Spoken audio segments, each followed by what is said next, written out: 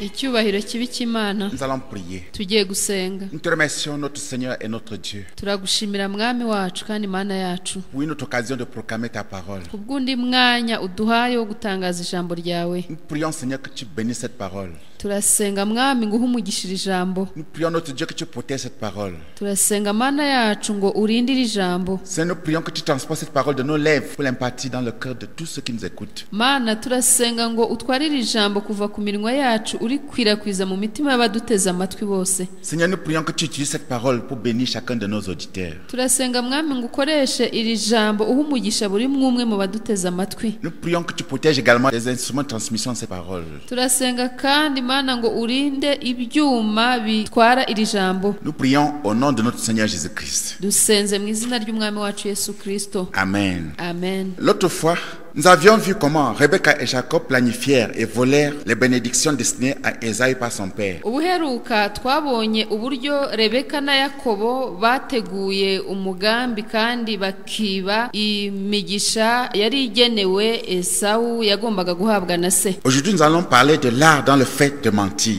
Uyu munsi tugiye kureba uburyo abantu baba abahanga mu kubeshya. Esaü n'avait pas pris à la légère ce qu'on lui avait fait. Esau ntabwo icyo bamukoreye yagihaye agaciro gake. Lui aussi était un homme naturel. Nawe yari umuntu wa kamere. Il ne cherchait pas Dieu. Ntabwo yashatse Imana. Il n'était intéressé qu'à lui-même. Yarashishikajwe nawe ubwe. Il planifiait de tuer Jacob lorsque Isaac serait mort. Yacuze umugambi wo kuzica Yakobo ubwo Isaka azaba apfuye. Rebecca apprit cela. Rebeka arabimenya. Elle commença à planifier. Rebeka atangira nawe gutegura umugambi. Si elle était spirituelle, Iyo aza kuba umunyamwuka, si elle avait appris de l'événement précédent, iyo aza kuba yarigiye ku byari bimaze kuba, que la machination et la déformation des choses étaient mauvaises, akamenya ko gukora ibintu nk'imashini cyangwa se kubihindagura ari ikintu kibi, elle aurait laissé les choses entre les mains de Dieu. yari kureka ibintu bikaba mu biganza by'Imana. Elle aurait confessé son péché à Dieu Yari kwatura icyaha cye ku Mana, et aurait demandé la miséricorde pour elle-même et pour Jacob. maze agasaba ngo Imana imugirire imbabazi we na Yakobo. Elle aurait alors laissé les choses entre les mains de Dieu Bityo rero yari kurekera ibintu mu biganza by'Imana, et elle lui aurait demandé de faire ce qu'il fallait faire. maze akayisaba ngo ikore igikwiriye gukorwa, Et elle lui aurait demandé ce qu'il fallait faire. maze akayibaza igikwiye gukorwa. Elle ne fit aucune de ces deux choses. Muri ibyo byose nta na kimwe yakoze. Elle ne le fit pas et elle ne pouvait pas parce qu'elle était elle-même capable de faire quelque chose au sujet du problème. Ntiyabikoze kubera ko ubwe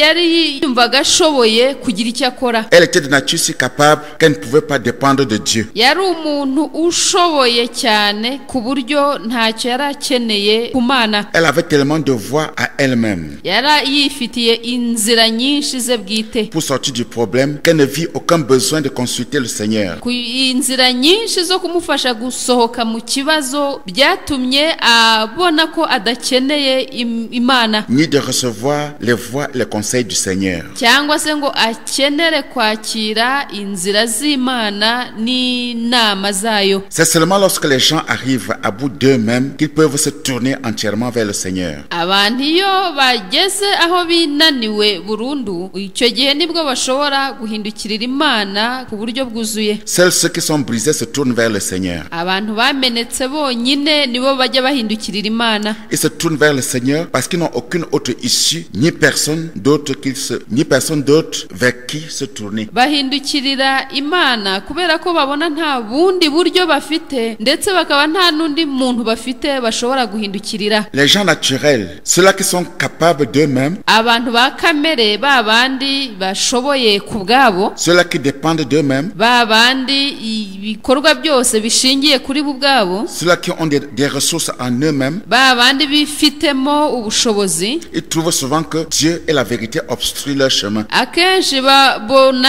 Imana n'ukuri bibangamira inzira yabo, Et ils ont souvent recours au mensonge. mensonge. maze bigatuma inshuro nyinshi bihutira kubeshya. Ils commencent à mentir et alors grandissent dans le mensonge. Batangira kubeshya maze bagakurira mu kinyoma. Et finalement, ils deviennent des maîtres dans l'art du mensonge. Maze ugasanga ku iherezo rwose barahindutse abantu b'abahanga mu kinyoma. Rebecca avait atteint une classe très avancée dans l'école du mensonge. Rebeka yari yarageze ku rwego rwo hejuru mu ishuri ry'ikinyoma. Dans cette classe, des étudiants apprennent à paraître véridiques. Muri iryo shuri abanyeshuri baryo biga kugaragara cyangwa kwigaragaza nk'abanyakuri en donnant des raisons secondaires batanga impamvu zitari iz'ingenzi afin de couvrir une raison majeure qu'ils veulent dissimuler. kugira ngo bashobore gutwikira impamvu nyamukuru bashaka guhisha. Rebecca avait peur que Jacob ne soit tué par Esaü. Rebeka yatinyaga ko Yakobo yakwicwa na Esawu. Elle voulait qu'il s'enfuit pour être en sécurité. Yashakaga rero ko Esawu ahunga kugira ngo agire umutekano. Elle ne voulait pas dire la vérité à Isaac. Ntiyashatse kandi kubwira Isaka ukuri. Il y avait un autre problème qui se posait au sujet des femmes cananiques du coin. Hari n'ikindi kibazo cyerekeranye n'abagore b'Abanyakanani. Elle ne voulait pas que Jacob épouse l'une d'elles. Ntabwo yashakaga ko Yakobo yarongora umwe muri abo bagore. Cependant, bien qu'elle ne voulut pas que Jacob épousât l'une d'entre elles, nyamara nubwo atifuzaga ko Yakobo yarongora umwe muri bo, elle n'avait pas été dérangée jusqu'à ce qu'elle sût ce qui était dans le cœur d'Esaü. ntabwo byigeze bigira icyo bimutwara ibyo ngibyo kugeza igihe yamenye ikiri ku mutima wa Esawu. Si elle avait été franche, yaza kuba ari umunyakuri, elle aurait dit à Isaac qu'Esaü planifiait de tuer Jacob. aba yarabwiye Isaka ko Esawu arimo gucura umugambi wo kwica Yakobo, Et qu'il fallait que Jacob s'enfuit. bityo bikaba bikwiye ko Yakobo ahunga. Peut-être qu'elle ne voulait pas exposer Esaü. Birashoboka ko wenda atashakaga gushyira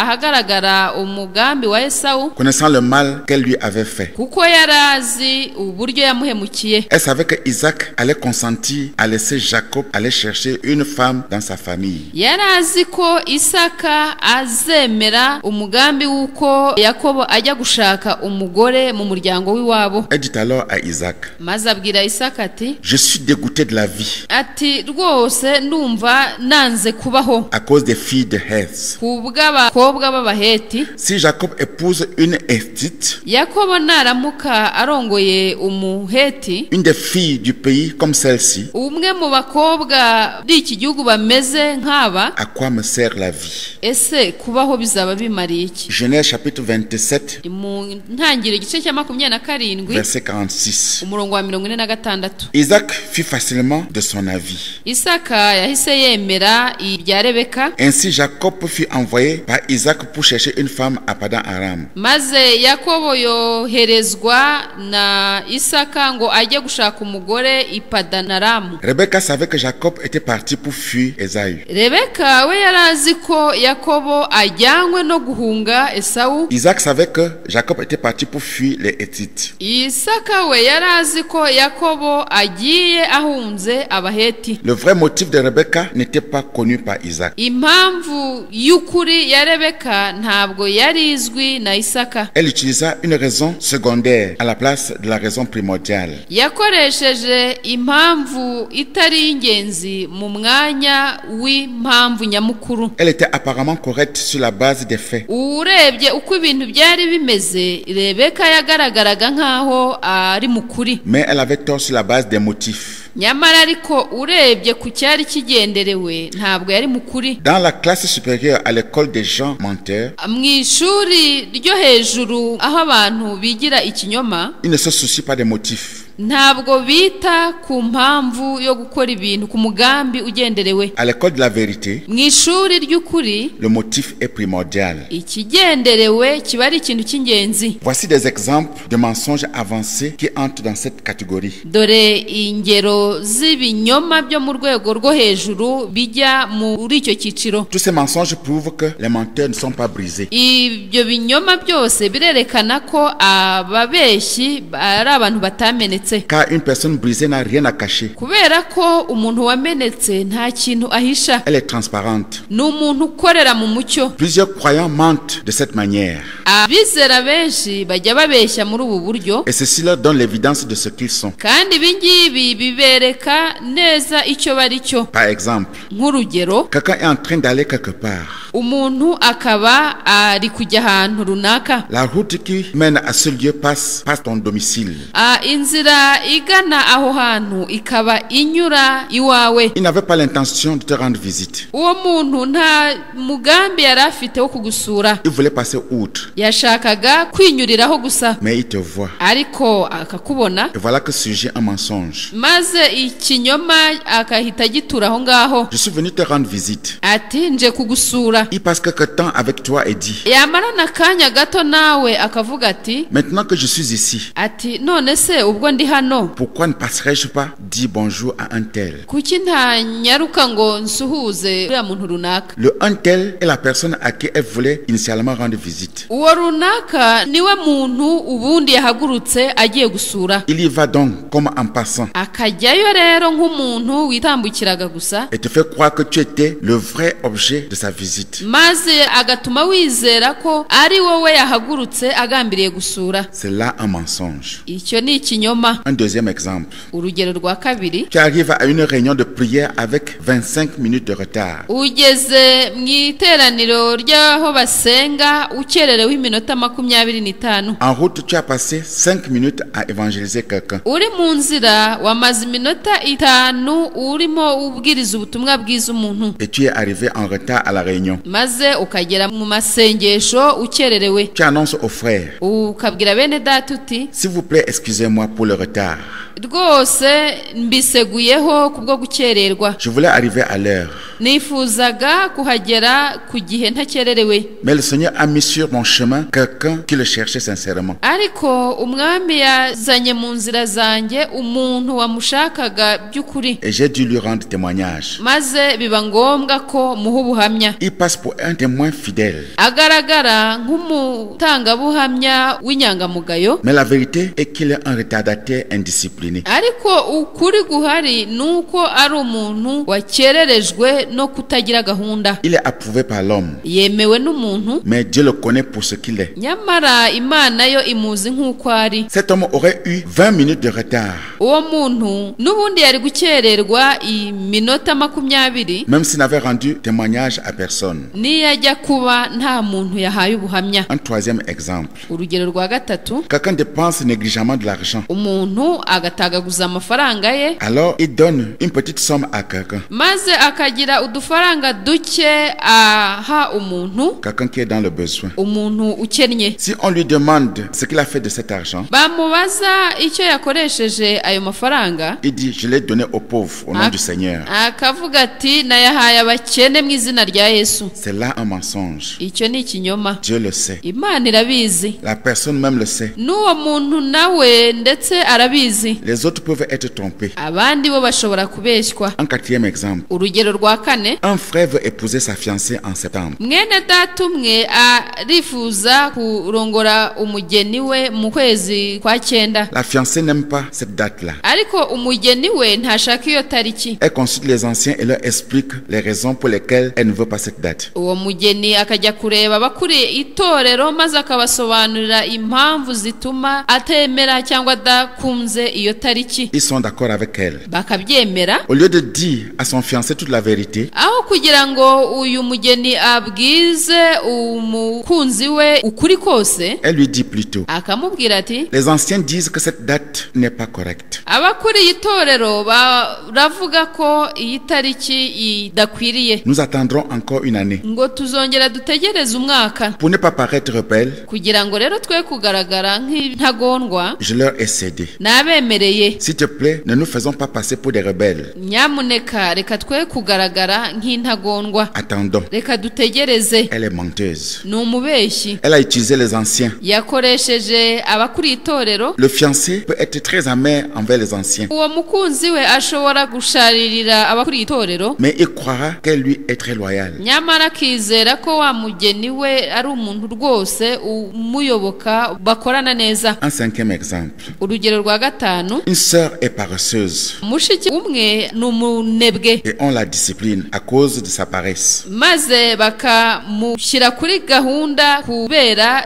ubwo bunebwe. Ses parents ne sont pas sauvés. Ababyeyi be ntibakijijwe. Ils ne sont intéressés par l'évangile. Ntabwo bitaye rwose ku butumwa bwiza. Ils ont même pu lui dire d'abandonner le Seigneur. Ndetse bamubwiye kureka umwami Yesu. Cependant, ils ont un problème avec elle. Nyamara ariko bafitanye ikibazo nawe. Un problème sérieux. Ikibazo gikomeye. Au sujet de sa paresse. Ku birebana n'ubunebwe bwe. Le problème existait déjà avant sa conversion. Icyo kibazo cyari gihari na mbere yuko akizwa. Et depuis sa conversion, kandi kuva aho akirijwe, elle n'avait pas encore présenté cet aspect de son caractère au Seigneur.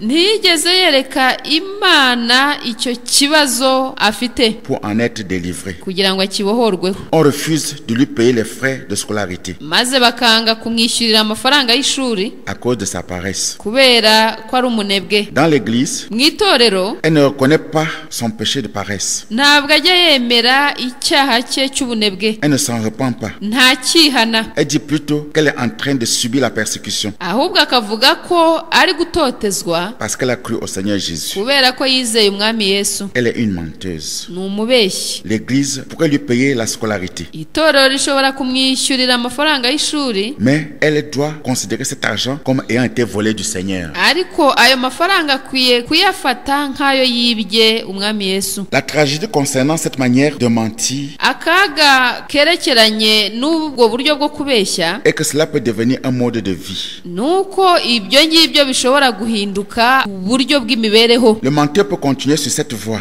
umubeshyi ashobora gukomeza muri iyo nzira de telle façon qu'il commence à ne plus voir son vrai problème. ku buryo ageraho ntabe akibona ikibazo cy'ukuri afite. Il peut si souvent dire un mensonge particulier ashobora kubeshya inshuro nyinshi avuga ikinyoma cyihariye qu'il commence à y croire comme étant la vérité ku buryo ageraho agatangira kucyizera nk'ukuri. et efface effectivement de sa mémoire ce qui était la vérité. maze mu bwenge bwe icyari ukuri akagihanaguramo, De telle sorte que s'il voulait dire la vérité au lieu du mensonge, kugezaho igihe yifuza kuvuga ukuri mu mwanya w'ikinyoma il n'en serait plus capable. azaba atakibishoboye. Pourquoi est-ce que les gens mentent? ese abantu babeshya kubera iki? Ils mentent parce que leur père est le diable. babeshya kubera ko se wabo ari Satani, Ou bien ils mentent parce que bien qu'ayant été délivrés du royaume de Satan, cyangwa se babeshya bitewe n'uko nubwo babohowe ku bwami bwa Satani et transférés dans le royaume du Fils de l'amour de Dieu, kandi bakimurirwa mu bwami bw'umwana w'Imana, ils n'ont pas personnellement rompu avec leur premier père et royaume. ntibigeze batandukana ku giti cyabo na se wabo wa mbere n'ubwami bwe. Ils mentent parce qu'ils préfèrent les ténèbres à la lumière. babeshya kubera ko bahitamo umwijima mu mwanya w'umucyo. Ils mentent parce qu'ils veulent qu'on ait une bonne idée d'eux, babeshya kubera ko bashaka ko abantu babatekereza neza indépendamment de ce que Dieu connaît d'eux. batitaye ku cyo Imana ibaziho. Ils mentent parce qu'ils aiment la louange des hommes babeshya kubera ko bakunda gushimagizwa n'abantu plus que la louange de Dieu. kurusha uko bashimwa n'Imana. Est-ce que tu es un menteur? ese uri umubeshyi? Ne veux-tu pas cesser de mentir aujourd'hui? ese ntiwahagarika kubeshya uyu munsi? Dieu est prêt à t'aider à cesser. Imana yiteguye kugufasha guhagarika kubeshya. Invoque-le maintenant et il t'aidera. yambaze nonaha izagufasha. Gloire au Seigneur. Imana ihabwe icyubahiro. Jacob était un homme naturel. Yakobo yari umuntu wa kamere. C'était normal qu'il se comporte de cette manière-là. byari ibintu bisanzwe ko yitwara gutyo. Ce n'était pas juste ses actions qui étaient iniques. ntabwo ari ibikorwa bye gusa byari bibi. L'homme lui-même était fondamentalement inique. we ubwe yari mubi. Tout ce qu'il faisait était mauvais icyo yakoraga cyose cyari kibi parce que l'homme était inique. kubera ko we ubwe yari mubi. Il n'avait jamais prié. ntiyari yarigeze asenga. Il n'avait jamais cherché Dieu. ntiyigeze ashaka Imana. Il n'avait jamais entendu entendu Dieu. ntiyigeze yumva Imana. Il était son propre point de référence. Ibintu byose yabikoraga ashingiye kuri we. Il voulait tout pour lui-même. Ibyo yashakaga byose byabaga ari ibye. Jusqu'à un certain degré, Kugeza ku rugero runaka, il était son propre Dieu. yari Imana ye ubwe. Il n'aimait personne. Nta muntu n'umwe yakundaga. Il n'aimait que lui-même. Yari niwe wikundaga ubwe. Il ne pensait qu'en termes de lui-même. Ibyo yatekerezaga byose byabaga bishingiye kuri we ubwe. Il était prêt à obtenir tout ce qu'il voulait Yabaga yiteguye kubona ibyo ashaka byose, à n'importe quel prix. atanze ikiguzi icyo ari cyo cyose. Il utilisait les autres, Yakoreshaga abandi etc. n'ibindi n'ibindi. Voilà les caractéristiques de ceux qui sont morts. Ngibi ibiranga abapfu. Ils sont séparés du Seigneur. Batandukanye n'Imana. Ils sont séparés des autres. Batandukanye n'abandi. Ils peuvent opérer quelques bonnes actions, Bashobora kugira ibikorwa runaka byiza bakora, mais les motifs derrière ces actes sont mauvais. ariko ikigenderewe inyuma y'ibyo bikorwa kiba ari kibi. Un bébé a de la vie, Uruhinja ruba rufite ubuzima, mais le bébé peut utiliser son énergie pour causer beaucoup de mal. nyamara ariko uruhinja rushobora gukoresha ingufu zarwo rwangiza. En fait, un bébé n'est pas du tout fiable. Bityo rero usanga uruhinja atari urwo kwizigirwa rwose. Il peut faire n'importe quoi. Rushobora gukora icyo ari cyo cyose. Ce n'est qu'à travers la croissance et la maturité que l'énergie du bébé est convertie en une énergie utile. Mu gukura no kugera ku kigero gikwiye niho imbaraga z'uruhinja zishobora kugira umumaro gusa. Qui peut se soumettre sous contrôle dans toutes les circonstances et toutes les situations. Icyo gihe nibwo aba ashobora kwemera kugengwa mu buzima bwose, mu bibayeho byose. Gloire au Seigneur. Imana ihabwa icyubahiro. Si tu as l'habitude de blâmer les non-croyants pour leurs péchés, Niba ukunda gucyaha abatarizera kubw'ibyaha byabo, et d'espérer qu'ils soient des non-croyants qui ne pêchent pas, maze ukaba utegereza ko baba batizera ariko badakora ibyaha, ou bien des non-croyants qui manifestent la vie et le caractère de Christ, cyangwa se bakaba batizera bagaragarwaho n'ubuzima bwa Kristo, tu te trompes. urishuka. Un non-croyant est un non-croyant. Utizera n'utizera. Un homme naturel est un homme naturel. Umuntu wa kamere n'uwa kamere. Un pécheur éduqué est quand même un pécheur. Umunyabyaha wize uko byamera kose n'umunyabyaha, Il a besoin d'être sauvé. akeneye gukizwa. Un pécheur non éduqué est un pécheur. Umunyabyaha utarize nawe n'umunyabyaha, Il a besoin d'être sauvé. akeneye gukizwa. Un pécheur primitif dans un village africain est réellement un pécheur. Umunyabyaha wa wundi twita umuturage wo mu cyaro runaka cyo muri Afurika ni umunyabyaha pe, Il a besoin d'être sauvé. akeneye gukizwa. Un pécheur sophistiqué dans la ville de Kigali, Paris, Umunyabyaha wa wundi twita usobanutse wo mu mujyi wa Kigali, w'i Paris, Londres ou New York i Londres cyangwa i New York, est aussi un pécheur. nawe ni umunyabyaha, Il a besoin d'être sauvé. akeneye gukizwa. Un pécheur riche et un pécheur pauvre sont tous les deux pécheurs. Umunyabyaha w'umukire n'umunyabyaha w'umukene bombi ni abanyabyaha. Tous les deux ont besoin de salut. Abo bombi bakeneye agakiza. Le pécheur éduqué, Umunyabyaha wize, non éduqué, umutarize, primitif, uw'umuturage, sophistiqué, usobanutse, riche ou pauvre, w'umukire cyangwa w'umukene, peuvent varier dans leur attitude superficielle. bashobora gutandukana gusa mu myitwarire yabo y'inyuma, Mais au niveau profond, ariko ucengeye imbere ils sont tous égaux. bose barangana. L'éducation, la culture et la richesse sont à fleur de peau. Amashuri, umuco, ubukire ni ibintu gusa bigaragarira inyuma. Tous les pécheurs sont éloignés de Dieu. Abanyabyaha bose bari kure y'Imana. Tous les pécheurs sont égoïstes Abanyabyaha bose ni abantu bakunda inyungu zabo. et centrés sur eux-mêmes. Ibyo bakora byose biba bishingiye kuri bo ubwabo, Bien que cela se manifeste différemment. nubwo byakwigaragaza mu buryo butandukanye. Tous les pécheurs haïssent la volonté de Dieu. Abanyabyaha bose banga ubushake bw'Imana. Tous les pécheurs à des degrés variés Abanyabyaha bose ku ntera zitandukanye bitandukanye haïssent ceux qui connaissent et aiment Dieu. banga abazi kandi bagakunda Imana. Tous les pécheurs doivent être atteints par l'évangile. Abanyabyaha bose bagomba gushyikirwa n'ubutumwa bwiza. Dieu cherche tous les pécheurs. Imana irashaka abanyabyaha bose. Il lance un appel à tous. Irahamagara bose.